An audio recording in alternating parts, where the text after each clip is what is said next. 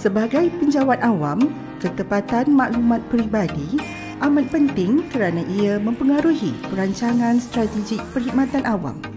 Justru, kali ini perhatian khusus diberikan kepada pengemas kinian maklumat OKU dalam sistem Hermes. Siapa yang perlu kemas kini? Jika anda tergolong dalam mana-mana kategori ini, anda hendaklah mengemas kini status maklumat kecacatan di submodul rekod peribadi. Pegawai OKU yang berdaftar dengan JKM, pegawai yang baru didiagnos sebagai OKU, pegawai yang baru kemalangan sehingga hilang anggota badan atau mengalami kecacatan kekal, pegawai yang menukar kategori kecacatan atau menerima kad OKU baharu, dan pegawai yang belum pernah mengisi maklumat kecacatan di Hermes. Bila perlu kemas kini? Segera apabila ada perubahan maklumat dalam masa 30 hari selepas didiagnos atau kemalangan, dan selaras dengan perenggan 16 PPSM Ceraian UP 136, semua pegawai OKU digalakkan mengisi atau mengemas kini maklumat OKU di Hermes selewat-lewatnya pada 31 Disember setiap tahun bagi tujuan pemantauan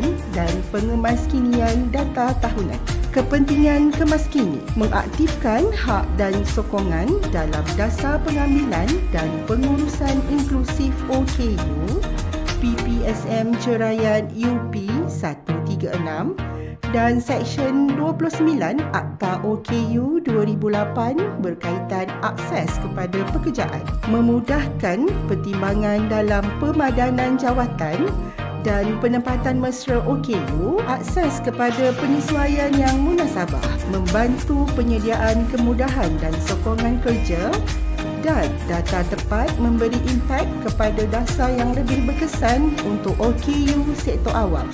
Cara kemas kini berikut merupakan tutorial yang menunjukkan cara untuk mengemas kini maklumat tersebut. Di log masuk Hermes, masukkan ID pengguna dan kata laluan. Kemudian, klik butang hantar. Seterusnya, di halaman utama Hermes, klik pada pautan rekod peribadi di modul pengurusan rekod peribadi. Klik pada menu fungsi dan pilih kemas kini rekod peribadi. Klik pada tab kecacatan. Klik butang tambah.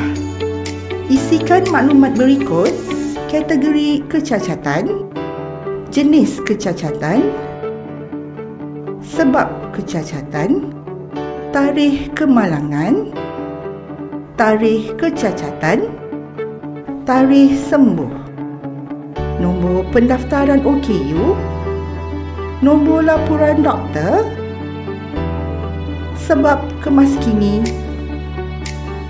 Untuk tambah dokumen sokongan, klik butang muat naik, pilih jenis dokumen sokongan.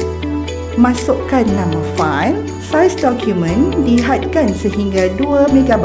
Masukkan nama dokumen sokongan. Kemudian, klik butang simpan. Paparan mesej akan dipaparkan. Klik OK. Klik butang hantar. Klik OK jika pasti untuk menghantar rekod tersebut. Mesej paparan berjaya dihantar akan dipaparkan. Kemudian, klik OK. Sekian, terima kasih.